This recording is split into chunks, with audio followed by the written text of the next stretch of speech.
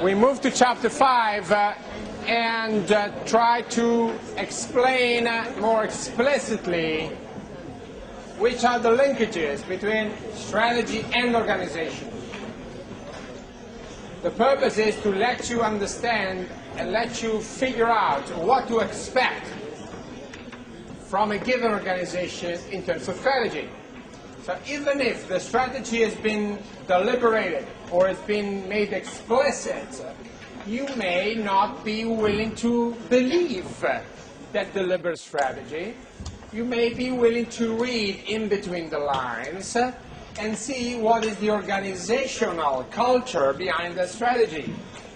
Your job is not to take for granted and as true everything the company tells you officially in terms of, again, deliberate strategy.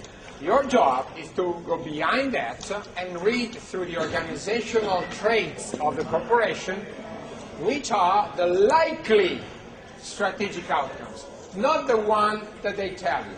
Okay? In order to do this, we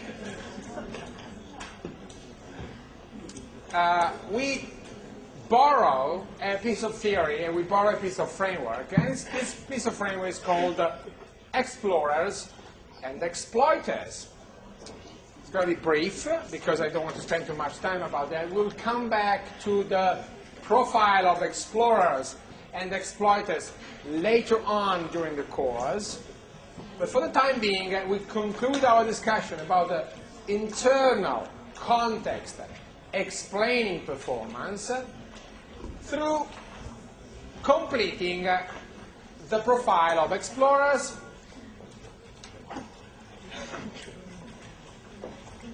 versus exploiters.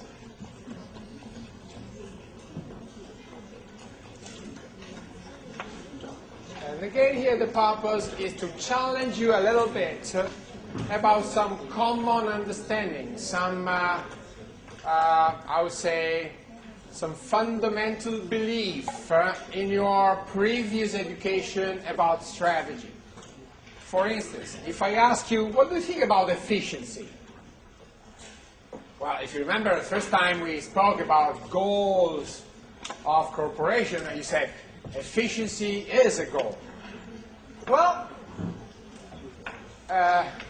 explorers will tell you that inefficiency is actually a goal.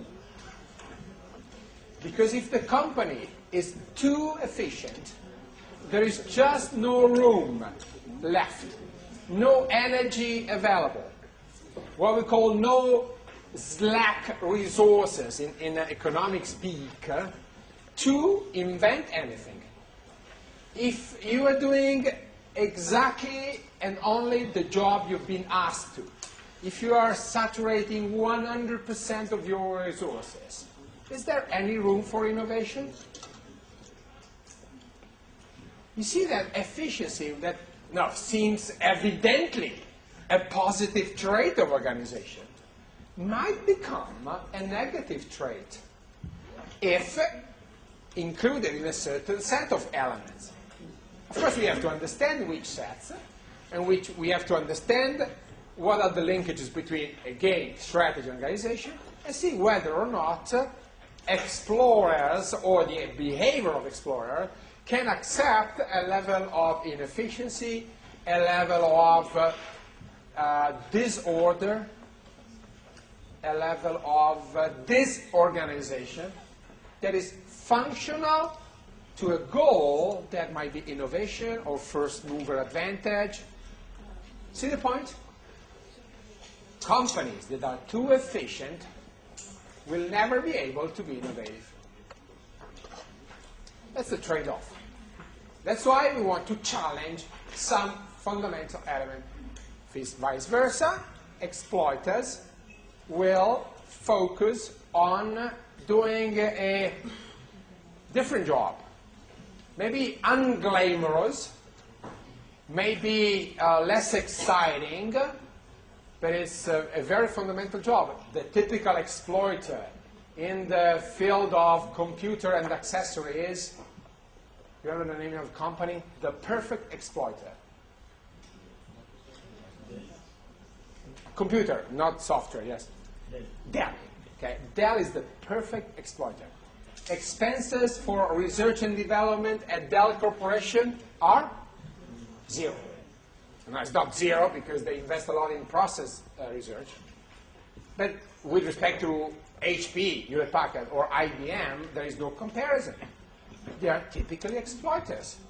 They do the unglamorous work of, quote-unquote, copying someone else's job and doing it better, more efficient. They are the Chinese, if you allow this, of the computer industry, okay? Not in the sense that the Chinese are doing a bad job, just the contrary, okay? They are just following the explorers of this world and studying them, doing reverse engineering and exploiting their current advantage to copy, maybe. That's one kind of exploiters.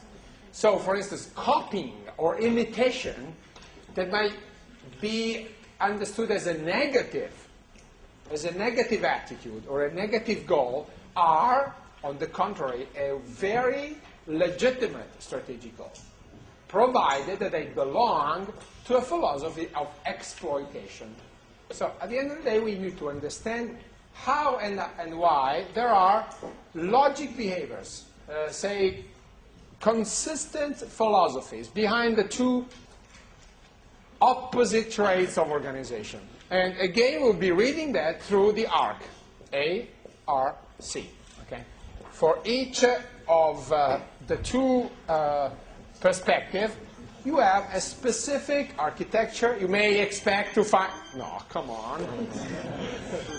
Maledetto. It happens.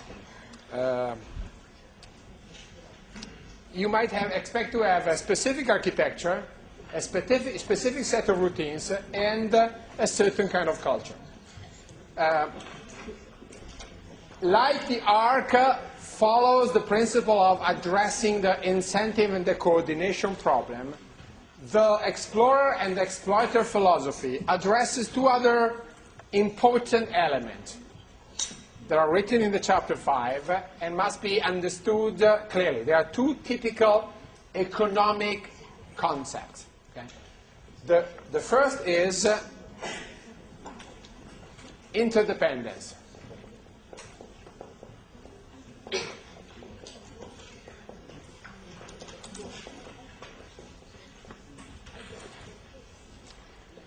How would you define interdependence?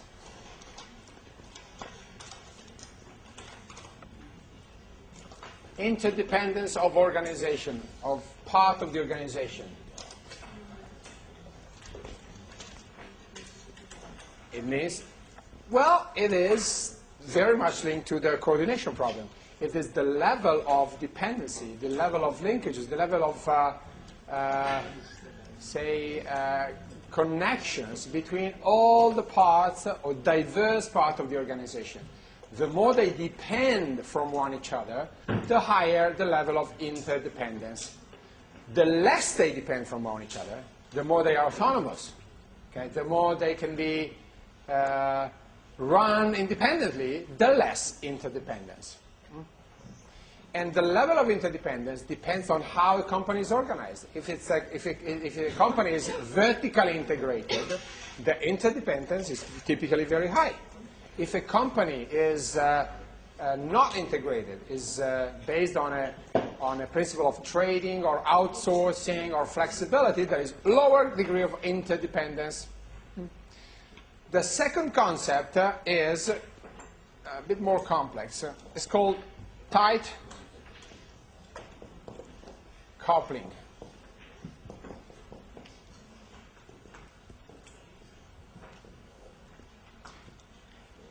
In general, coupling as in economic terms, meaning the level of, in a sense of, yes, interdependence, of interlock, of efficiency, in a sense of a corporation. When a corporation is very efficient, it is typically also tight coupled. Okay?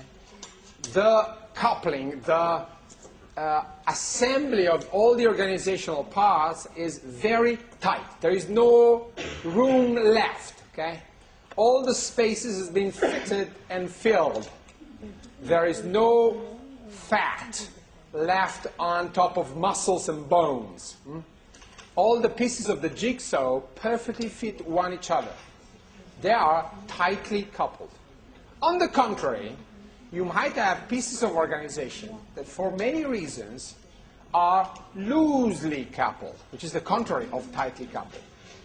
They are not getting along with one each other very well or perfectly. They tend to spend time in understanding one each other. They are not perfectly standardized. They are, in a sense, clashing a little bit. Think of a group, okay?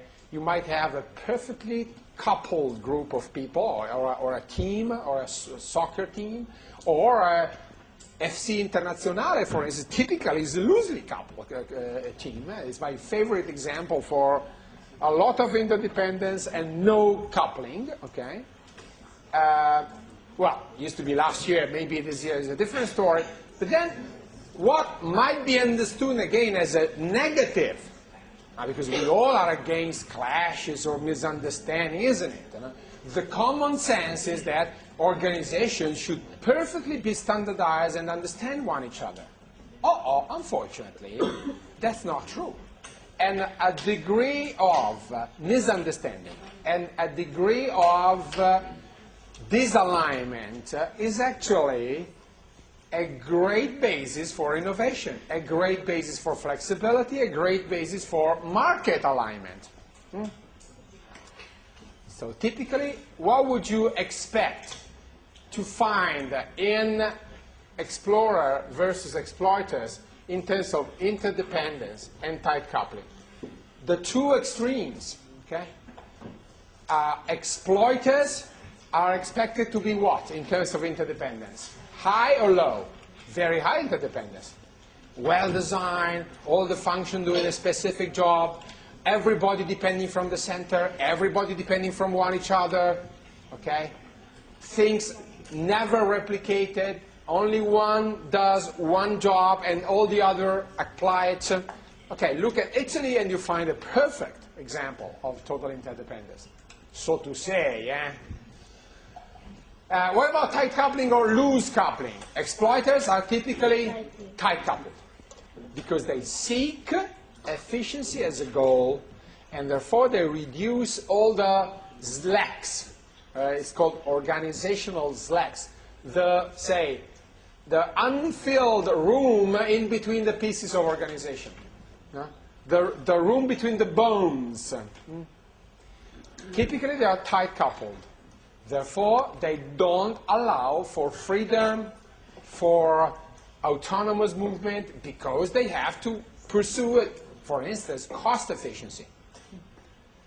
Whereas Explorer will have rebus ceteris paribus, so other things being equal, loose coupling and a lower level of interdependence. Therefore, for sure, less efficiency. Is it better to be an explorer or an exploiter? Well, it depends. And you'll be telling me, it depends from what? It depends from which condition, whether internal or external, okay?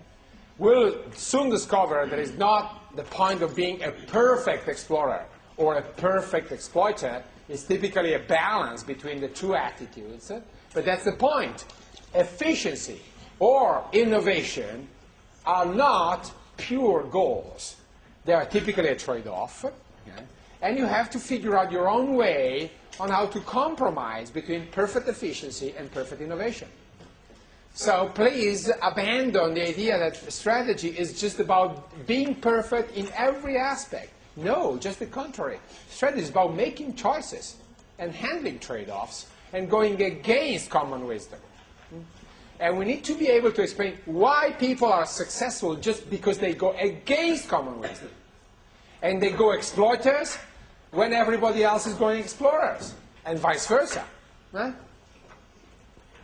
When everybody is saying, well, the PC business is a matter of R&D, we need to be innovative, Dell goes exploitation and makes a huge market share and a huge profit. All of a sudden, we discover that PC business is not at all an innovative, research-based business. It might well be an efficiency, process-oriented business because of Michael Dell teaching us, all of us, that strategy is not to be taken for granted, just reading the newspaper or listening to consultants or to merchant banks. Okay? Vice versa, when everybody is telling you, I don't know, the internet is dead, and I don't know, there is the innovation, the new economy is dead. You got Steve Jobs coming up with the iPod and with the distribution of digital content over the internet and telling the world, no, don't take something for granted when it's not the case. Apple is a typical company that perfectly falls in which profile? Explorer. Because of Steve Jobs, because of the culture of the people, and there have been explorers even when it was a big mistake, okay? During the period of stabilization, during the consolidation process, you don't need to be an explorer in that moment. You need to shift toward the exploitation. We mentioned already Dell. We mentioned Microsoft being an exploiter in spite of its reputation of being, I don't know, an innovative company. Actually, they are the perfect exploiter in the software business. Any other idea about explorers and exploiter in any other different business? In general, then we go down and see what are the architecture, routines, and culture you would project, you would expect in order for explorer to be consistent and exploiter to be consistent with themselves. Yes? Maybe Boeing? Boeing is typically an exploiter. Why so? Because the fundamental mission of exploiter is keep on doing what you're doing better and better. Okay? So build on your existing customer base, on your existing technology, incremental, I wouldn't define innovation, incremental steps. Don't jump. Don't take risks. Don't compromise the status quo, especially if you're a monopolist. Okay? An exploiter typically is a monopolist. And a monopolist typically an exploiter. Telecom Italia. Would you expect from Telecom Italia the most innovative things? Well, no, don't expect that. Because they might be innovative, and if this is the case, they run a risk. Because they are going against the corporate culture.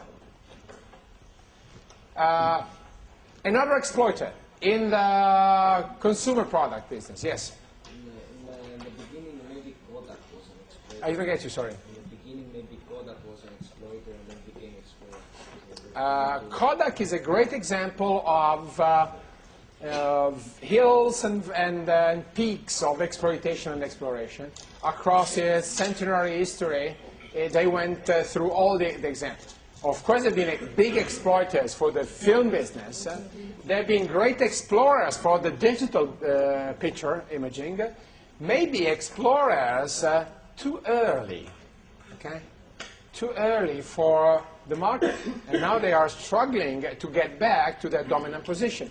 Indeed, Kodak provides exactly the example for the pendulum between exploration and exploitation. Now, there are companies such as Dell, or on the contrary, Apple, that have a DNA of exploiter or explorers. Okay? Other companies that oscillate and move from exploitation to exploration across the phases, maybe according to the CEOs, according to the management team, according to market conditions. It depends. And these companies tend to be more, prone to organizational redesign, whereas Dell or Apple typically tend to stay in the same organizational structure for many, many years gone. Okay, good example. Now, let me bring you back to the discussion we made the previous session and ask you, what is the architecture you would expect to find in a typical explorer? Yes? Well, the most important would be very large research and development. Okay. Yes, large R&D. Either large established functional R&D, or you remember the 3M case? Have you gone through the 3M story? It's not only legitimate, established, separate, specialized R&D people, but also 3M. Nobody? Also? They're a lot more decentralized. They allow people to make decisions and all things. Yes. Decentralization of R&D means discoveries are not only done in garage or laboratories. They're also done by ordinary people that are granted 10% of their time, 15% of their time to discover. Okay? Of course, this is very inefficient. But then, ordinary people, even a salesman, can be a great inventor just by reading the need of customers. Okay? Even somebody in the back office can be a great researcher by finding out a new process. So again, the explorers might have an established functional R&D, and typically they do. But they combine this feature also with an attitude towards giving ordinary member of the organization, coming from staff or line, coming from any position in the organization, so not belonging to the official R&D, the white jacket people of the corporation. Time to discover, time to experiment, time to explore. And 3M is a classic example. Everybody's granted with a sabbatical of, I don't know, 1 day in a month or 2 days in a month to devote their time to their own ideas. And this goes back to another element, that is incentive. If you discover the Post-it, you will be appointed product manager or business development or your own idea, and you will receive a clear share incentive or bonus if that particular idea has success. So it's not only time, but also incentive for exploration. So the architecture of Explorer is, yes, formalized R&D, but also slack resources, free time, undefined goals and assignment, an area of, and coordinated incentive to that. This is what you will find in Explorers. So large R&D, but also informal time and resources for discovery and incentives.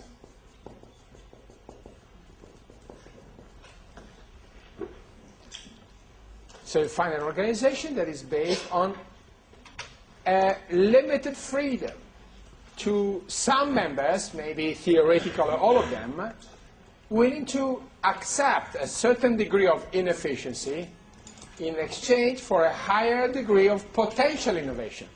Are those people returning us with returning our investment in terms of patents, trademarks, intellectual property? Not necessarily. Maybe with just good idea, common sense, and a better reading of the market dynamics. But if we employ them only in the job that has been designed, they will have no time, no energy, and what's more, no incentive to tell the organization, I have an idea. So routines for explorers. What are possible routines for explorers in that sense? Do you expect them to have very standardized routines? No, more flexible, like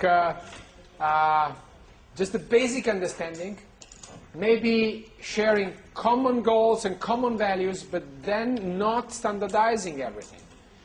Instead of using SAP, they would be using emails to communicate. Instead of using forms to be filled, or procedure to be respected.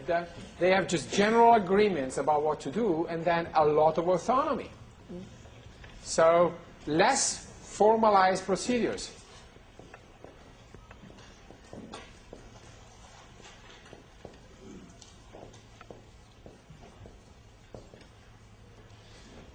What about, for instance, meetings or relationship with other employees, with managers? What kind of style and day-to-day behavior do we expect in explorers?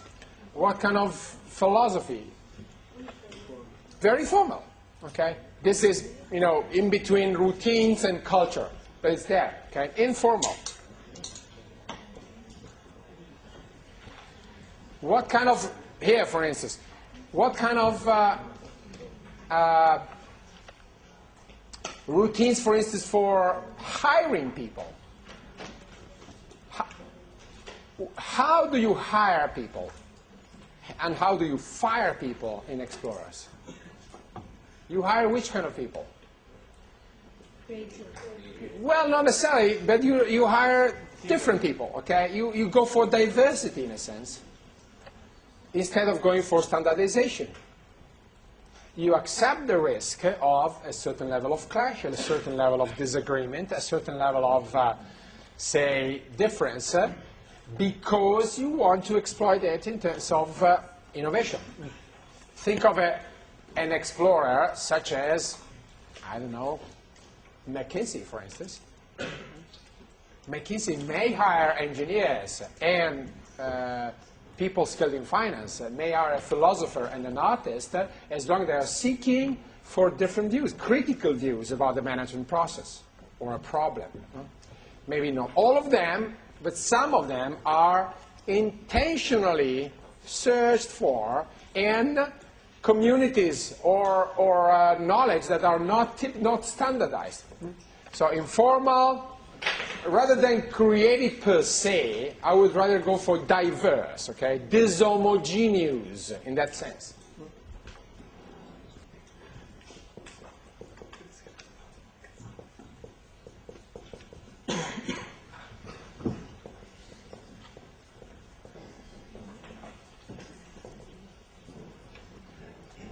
Okay, let's move down to culture then. What kind of cultural traits would you expect in explorers? Innovation. Yes, yes, pursuit of innovation, quindi positive attitude towards innovation.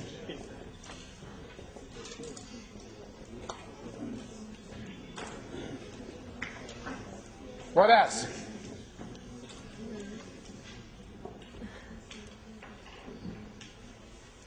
Try not to be, in a sense, anticipated by common sense. Tell me something which is not necessarily discounted in the word explorer. What about mistakes? They allow mistakes. Yes, mistakes are allowed. So you have to tell me something which goes against common sense. Not necessarily against it, in the sense it's the contrary. But the picture is, yes, we tell our people mistakes are welcome as long as they produce what? Learning. Making no mistakes is no point if we don't learn. So acceptance of mistakes.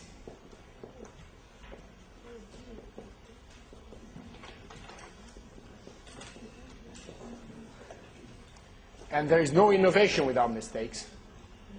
Forget about it. Innovation is an infinite sequence of mistakes. If you educate people to avoid mistakes, don't expect them to be innovative. So innovation is an outcome that might be explained through the preliminary causes based on risk acceptance. And again, mistakes acceptance. So risk takers, taking risk, acceptance of mistake, risk-taking. Something, again, not fully discounted into the definition of explorer. Not fully, yes? Communication between the members. Yes, there should be what? There should be informal, democratic. Okay, not only informal, which is a matter of language, but also, I would say democratic. Don't expect Explorer to be democratic. Actually, the contrary. Okay.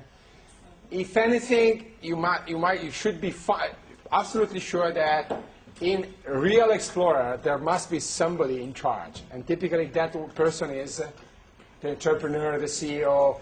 There is a leader there. Okay. And typically expect leadership being there. Leadership is not necessarily going along with democracy. I don't expect the story to be democratic, maybe meritocratic, maybe flat. In that sense, there is no hierarchical distance between the entrepreneur and even the last people joining the organization. They can speak, and it's legitimate to tell to the entrepreneur that you have an idea. So it is entrepreneurial, the contrary of democratic, but it's flat. So values are fostering dialogue, okay? Dialogue and leadership. You're not seeking consensus, like in democracy, okay? You don't need to have 51% of people agreeing with you. That's not the point. If you can get the leader convinced, everybody else will follow. So don't mistake democratic process for exploration. Yes? There should be competition. Thank you.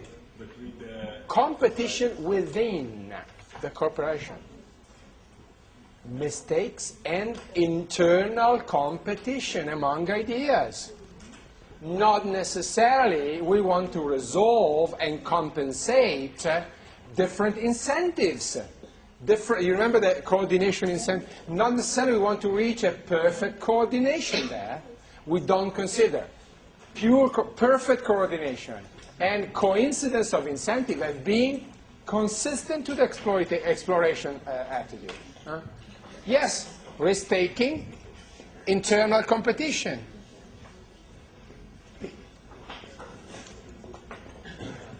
For instance, a company, I'm sitting in a board of directors. We do system integration, software development in the technology, media, and telecommunication sector. It's 1,200 people, actually 1,400 people at the European level, about 200 million euros, very profitable.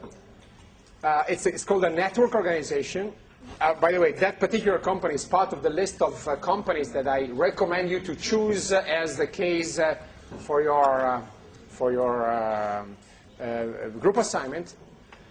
This company perfectly accepts the fact that in the organization, somebody is selling, I don't know, Microsoft, and somebody is selling Apple on the same customer. And the leader and the board of directors does not resolve the conflict ex ante. The customer solves the problem ex post. So we allow our people to go with competitive offering in the same company. And the philosophy is vinca il migliore. The one that gets the customer acceptance will win. Not us will make the decision. We're going to stop and go forth. Okay? The customer will do it. Of course, we don't allow people to offer the same product.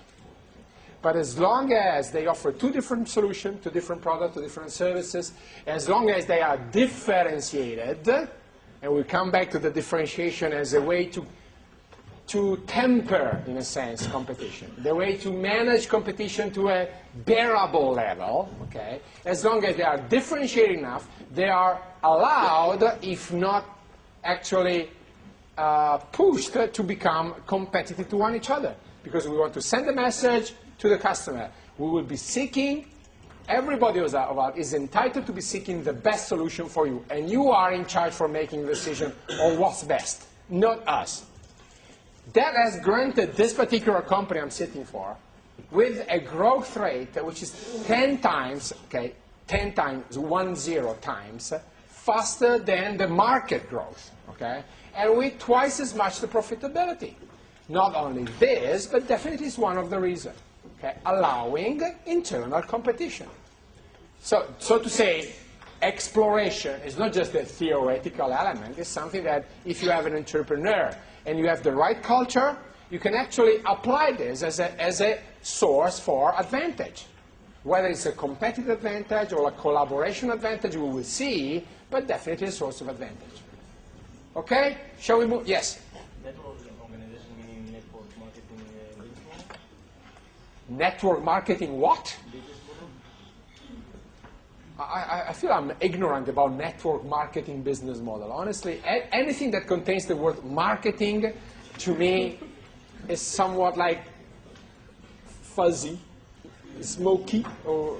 But anyway, I'll come back to the point. Yeah. A network organization is very simple. The headquarters is 12 people. Okay? All the organization is in the nodes of the network. Every piece of the organization is entrepreneurial. Okay? So every small unit is actually a company, and every company is autonomous. So of course it's very, quote-unquote, inefficient, but it's fast. It is totally driven by results and customer perception. There is no hierarchy, okay? Totally flat organization. You're free to go in the market and get the customer, okay? That's the meaning of network organization. If you want to read more, just refer to the, I didn't tell you the name of the company. The name of the company is Reply, R-E-P-L-Y, okay? Like reply, reply to an email. It has been, we're just celebrating 10th year this year. It's a small but fast-growing corporation, very intriguing for a management researchers like me. It is what you call it's an exception, because in a business where everybody else is stagnant, they've been growing 10 times faster, roughly 30% a year on a constant basis for 10 years in a row, okay? So this must be explained. This is a P. It's a performance that must be explained. Okay. Myself, as a member of the board of directors, I must have a logic in mind. Otherwise, shall I approve or reject a specific decision? Shall I vote for or against this? If I don't have this theory, I won't be able to serve in a board. So what I'm telling you today is part of my personal day-to-day life. And that's why I insist you have to really learn this and be able to apply it, because people are using this concept to be successful or not using this concept. Okay, let's move on to exploiters. You may expect to find the opposite. Well, not exactly the opposite, not in the sense that here this is positive and that it's negative, okay? It's just different. Exploitation is a beautiful business model, beautiful, but you need to have consistency. So let's start from architecture and think about exploitation. What kind of exploitation? Exploiters, what kind of architecture would they have? For instance, functional or divisional? Typically. Functional. Whereas explorers typically would have a divisional architecture. Because division are like small entities with an autonomous mission, of course inefficient because of duplication of resources, but very effective in terms of ability to make the business successful. So here you will say typically divisional, entrepreneurial, okay? Here we typically speak about functional. Maybe also in terms of centralization, decentralization, you may find it very centralized, okay? Why centralization? Because centralization is limiting, is typically higher interdependence and higher coupling. We all depend from a center. There is one manager for finance, one manager for IT. They are not replicated and duplicated. Of course, they might be slower. They might be less responsive to the market. But that's the price of being efficient. Responsiveness, speed. Other traits of exploiters, then, in terms of architecture. Most probably hierarchical in the philosophy. And probably somewhat like more bureaucratic. Maybe, okay, not necessary. Maybe. But definitely hierarchical. Because it makes sense, if you have in mind efficiency, to respect your boss and to have respect from your reports. What else? Again, get out of the box, please. Try to read the traits of an organization from a different perspective. What? Yes? I didn't get you, sorry. Very close control. Did I get you? Close control of risks. Yeah. But the attitude towards risk is probably here, okay? So risk averse. But I would like you to tell me, for instance, what kind of information system, financial management philosophy would you find there? What kind of marketing? Now, you need to develop an ability to immediately recognize the traits of an exploiter when you see one. And if you find a company that has conflicting elements, start asking questions. Start asking about, are they consistent? Okay. If you find a company that claims to be at the same time efficient and effective, start questioning that statement. Start asking yourself, is it true or is it just a claim? My recommendation in general, never trust a word of what companies tell you. At least not at the beginning, okay? Always be animated by the investigation attitude. Okay. For sure. Okay. Typically, economies of scale. So you typically would like to have exploiters like being either bigger company in proportion to exploiters, to explorers, or anyway seeking for size as a legitimate way of exploitation of economies. Well, economies of scale, but also economies of scope. Okay. Also, diversification might well be a business of exploiters. Over there. A very strong sense of marketing. Yes, good point.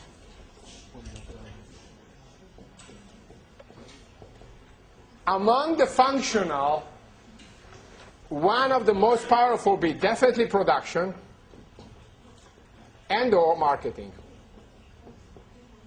Maybe also finance. Okay? Look at who's the boss, or where is the power. If the power in the hands of sales, marketing, and or finance, and or production, you may well be in front of an exploiter. If the boss is a researcher, or if the boss is an HR man, or a pure entrepreneur with just leadership and not necessarily any technical knowledge, may well be an explorer. Okay? So look at the personality of the top people and see whether they are consistent with the rest of the body of the organization. So when you find the dominant role of some function, you might be in the presence of exploiters. Okay, let's move down to routines. Yes? They are flat on the feet. I didn't get you. They're not so flat. Like the hierarchy, they're not so flat. They don't have a flat structure. It's a many ladder of hierarchy, so it's more like a nested organization. Okay, so problem about communication. So being probably very hierarchical, so many layers of responsibility, therefore, of communication. But what would you expect to be the communication flow, typically? Top to down. Top down, isn't it? Because the center is expected to have all the knowledge, and the periphery, just to apply that knowledge, standardized, formalized, and efficient. Whereas in the Explorer, you need to be able to find a bottom-up or a side-to-center, if you like, instead of vertical. Typically, Explorer are not vertical organization. Okay? Explorer are horizontal organization. And you see the wisdom coming from the borders to the center, rather than from the bottom to the top. It's not bottom to top. Okay? Is the center of Explorer is on the borders, where research or the customer or the partners are. Okay? At the center of Explorer, there is nobody, because it's the place which is farthest from any action. Okay? Nobody wants to stay in headquarters of Explorer organization. Again, if you come to the headquarters of the company I mentioned before, Reply, there are a few secretaries, the CFO, and nobody else. And ask to the thousands of people working, will you be willing to go and work for that? We'll say, no, per carità. That means, no, I never think of doing that. It's, no, away from me, because there, nothing happens. Okay? It's just putting together the numbers and delivering the figures to the consul and to the stock exchange authority, that's it. Okay?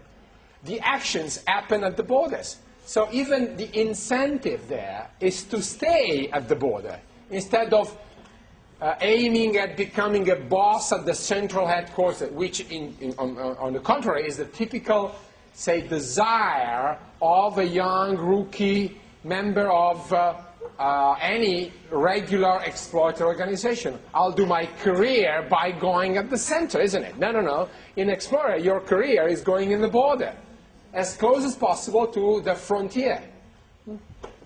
That's an element of culture. Here, the center, the top and the center matter. Top, center. Here, we're talking about side borders. Here, you want to be put in an R&D, in a task force. Here, you want to be the discovery border, instead of being entitled with power and control. Huh? Can you read the difference now? Can you see the philosophy behind that? Some more about routines. Yes, over there and then you.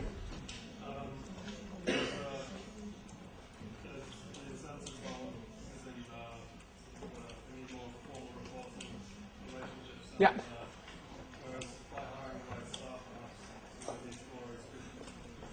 Yeah.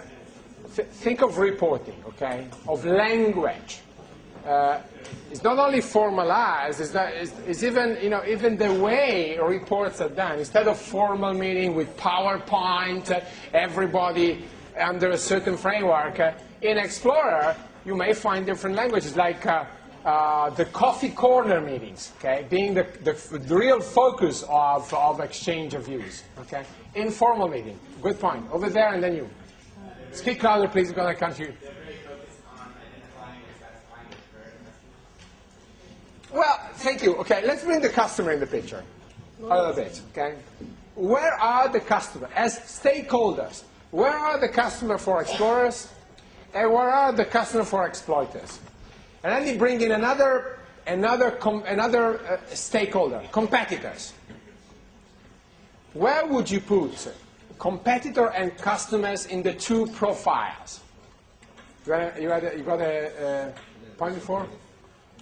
Customers and competitors. What is a competitor? What is a customer here? Yes? We want to get feedback from customer in order to learn after seeing what Okay, say customer is a source for learning.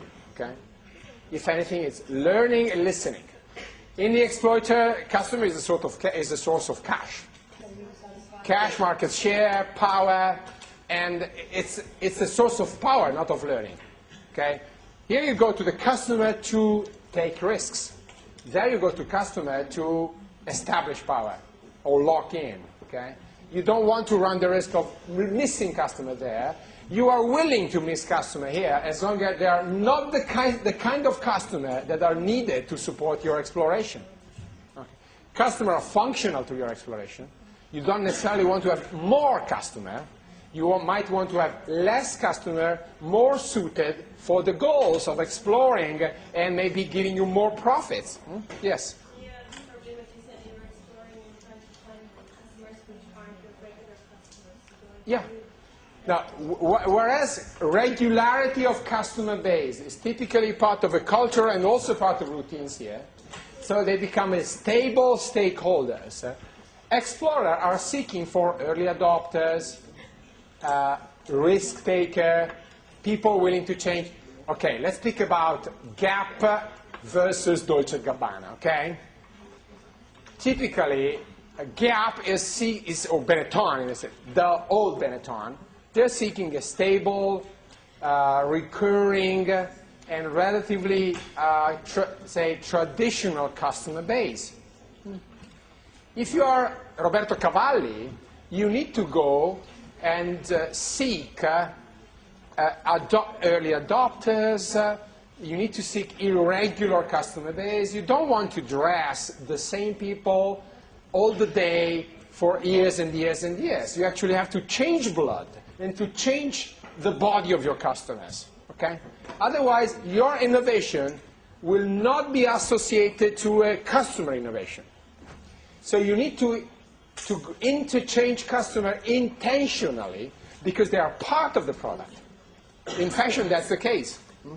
Of course, exploiter generate more cash and it's more stable business. There, you may generate more profit, but for a limited amount of time, and typically the financial risks are more, but that's very good to establish, for instance, a new brand or establish a position as, again, innovator or a fashion brand. So customers definitely are part of the, here, customers have to return loyalty,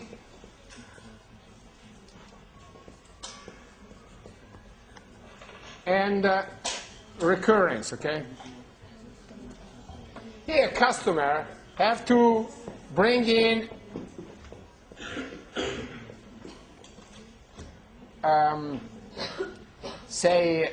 willingness to try, okay? Willingness to rotate, in a sense, what we call the prophet syndrome, okay? The early adopter of the explorer will be the prophet for other customers. You actually hire the customer as your channel, okay? You tell the customer, you are my own distributor. By buying this, the first iPod, the first fashion items are typically promoted and advertised by the early customer. Okay? And you want to have this kind of customers. Competitors. What kind of competitors? Yes. The explorer wants the competitor. Yes. To bring incentive to people. Well, yes, but also what? Explorers are typically in which phase of a market maturity? At the early stage, isn't it? There, we will be talking, next session we'll be discussing about that. We move into the external context. There, we are talking about value creation, not value capturing. There, we are talking about getting a bigger pie of the market, as opposed to sharing or splitting the pie into shares, into parts, okay? Here, the customer, sorry, the the value of competitors, the culture of competitor is a zero-sum game, okay? Competition as a value here is typically a zero-sum game. Mors tua, vita mea, to make it in Latin, okay? One market share point more on my side is one less in your side. And typically exploiters are seen as zero-sum player. So they see competitor as antagonist. Whereas explorer, on top of needing competitor for stimulus and for challenge, think that competitors are actually helping them in building the market. Okay? In building new market, in educating customer, in investing money in advertising. So you need to have competitor in order to build an economic stable demand. So the attitude towards competition is different. You may have merger and acquisition as a routine in a very different way here and there. Here, what kind of M&A activity would you expect in terms of routines at the exploiter level? M&A intended for, it's right there, seeking market share or economies of scale. Okay?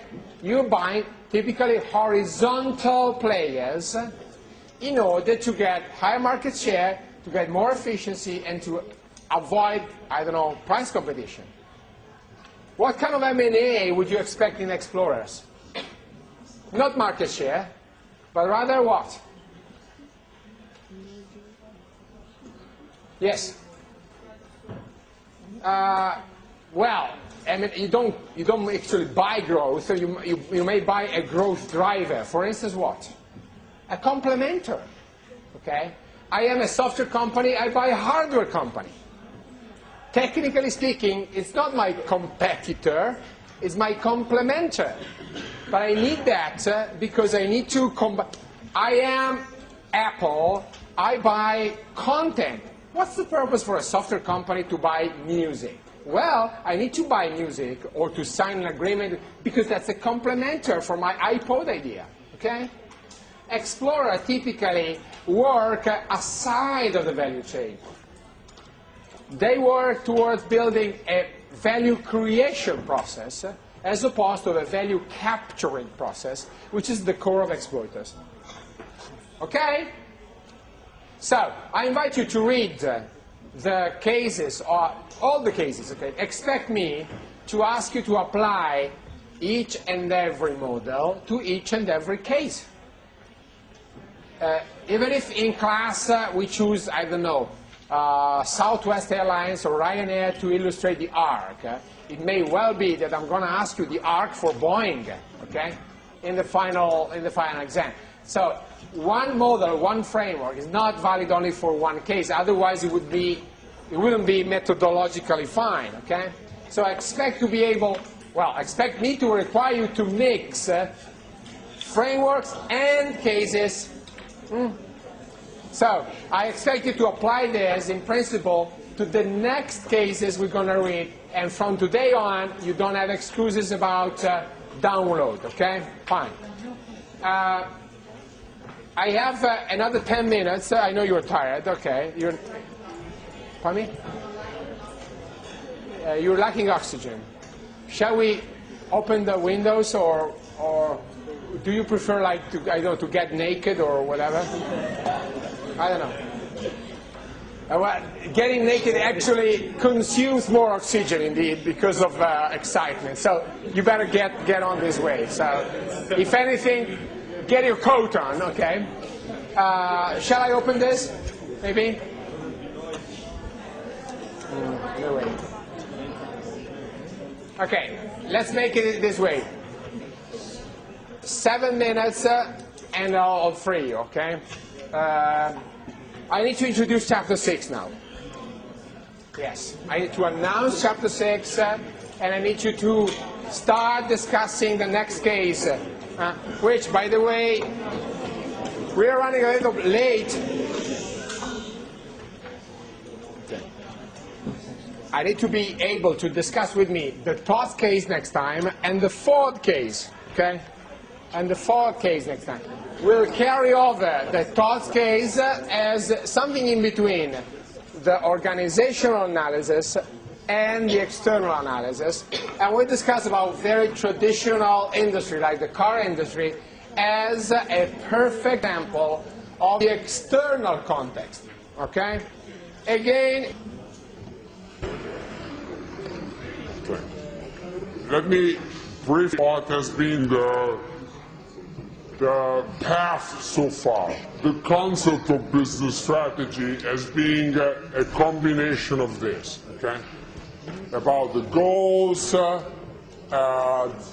and the scope and so on and so forth. On the second session, we discussed about the strategy map, like the external arrows explaining, okay, map and related indicator as a way to include relevant element explaining performance through a measured by indicators. Today, focusing on the roots of the left-hand side of the equation, which are the roots at the level of intercontext. And your challenge is to be reading organization through the lenses of coordination, incentive, interdependence, level of coupling, explorer, exploiters, arc, in order to figure out whether or not this is consistent with performance. But unfortunately, internal context, it's not enough. We need to combine it with external context. External context means everything that is external. Okay, just a brief introduction, a brief launch, and then I expect you to be reading chapter 6 and reading the cases next time. What would find as a source of explanation, so as a set of causes in the external context. Okay, detach yourself from the Porturian education you received a little bit, okay? What is out there in the external context?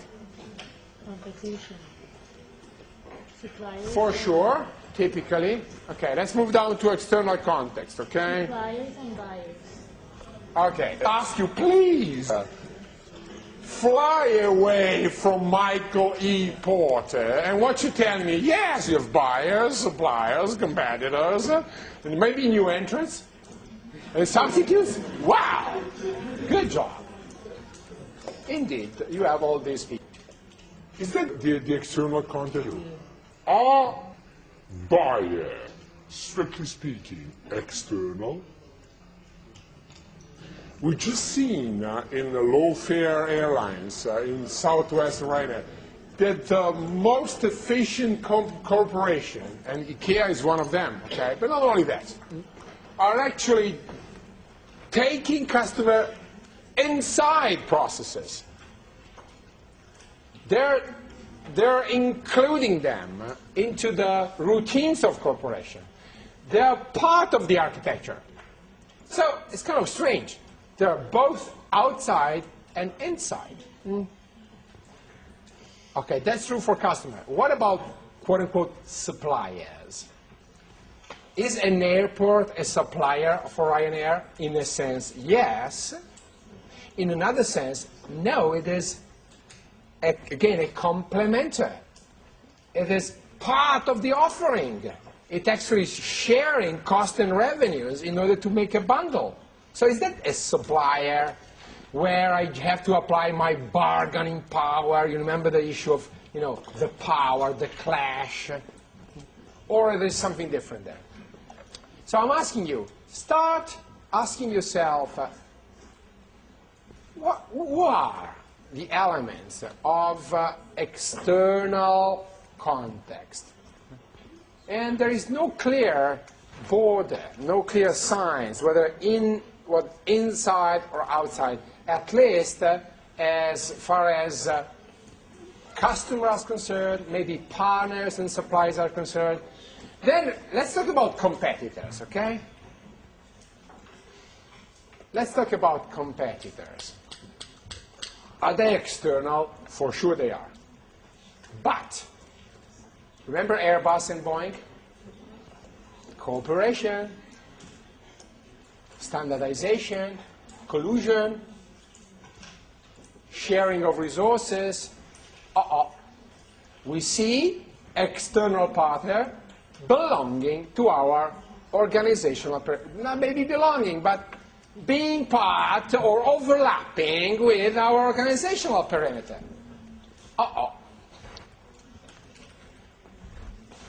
Well, you say the government, the macroeconomic environment are external, aren't they? Well, we just remember the discussion of Airbus. Actually, the government, in many cases, is part of the game. It's not the regulator sitting out there and just writing rules and regulation. So, what I'm asking you is, shall we have a different view about what is the external context? Because the Portirian explanation is no longer convincing, or not entirely so. Still there, still a fundamental part of our ability to interpret the players, but we may be willing to put the problem in a different perspective. Which perspective?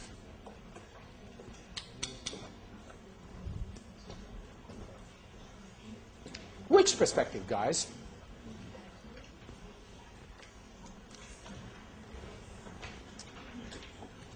What's out there?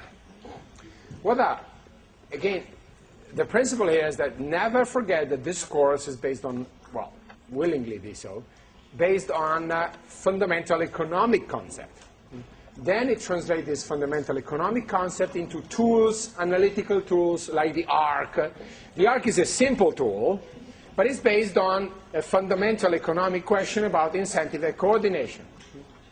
The economic analysis of the external content will be based on a fundamental set of economic concepts, but it will be translated into a simple tool that we'll be seeing in a few minutes. 2 minutes. Well, seeing not. Announcing in a few minutes. Seeing it next time, okay? What would you be expecting us to do? Since we are not following the Porter approach that says, you know what is external? At the external of the organization, there is the industry, isn't it? And the industry is populated by competitors, and is surrounded by buyers and suppliers, and here and there we feel like surrounded, like in the Fort Apache, we're surrounded by Redskins. Woo! My God, what a life, okay? And everybody pushing and bargaining power, and the arrows, literally, the arrows of the value chain, woo, crossing above your heads. I feel like in a Sergio Leone movie, okay? Well, that is not exactly the kind of environment we'd like to depict. What would you expect? Come on. A framework in which the external conditions don't start from borders, industry borders. They start from fundamental economic rules. There is a gain, cost, value, demand, supply, okay? Asymmetry of information, transaction cost, opportunity costs. This set of fundamental microeconomic rules that combined together will give us a picture of the external environment. This picture will be called, and it's called value-based approach to internal environment, okay?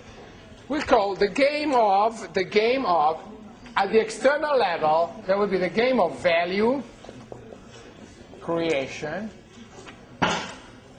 and value capturing. So, the name of the game is value.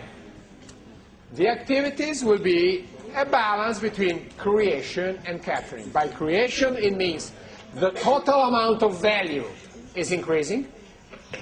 By capturing, we mean keeping the amount of value constant, we put in our pocket a larger share of it. That's capturing, okay? The image is the one of a pie, okay? Getting value creation is getting a bigger pie, and value capturing is getting a bigger slice of a given pie. Actually, the kind of tool we'll be using together with the ARC is really called with the acronym of PI. Okay? P stands for potential, industry, earnings.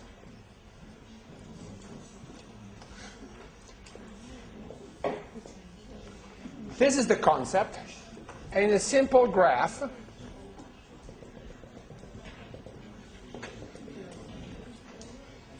based on this.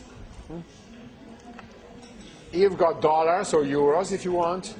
You've got volumes. Okay? And here are the curves that determine. This is the pie. And it's the result of putting together two concepts. One is the demand, and the other one is the cost of resources employed. So it's a very well-grounded piece of theory, piece of model, a very rigorous approach to measurement. This is the aggregated demand.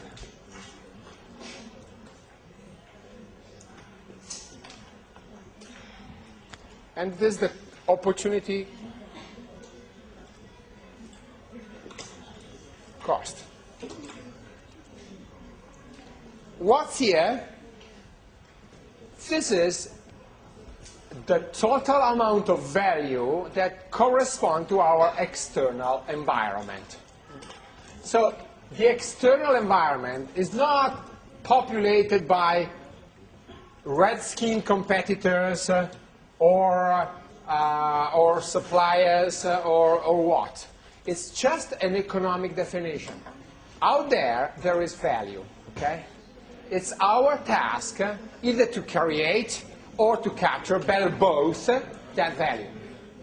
So it would be a value-oriented analysis where players can contribute both to creation and both to capturing, okay?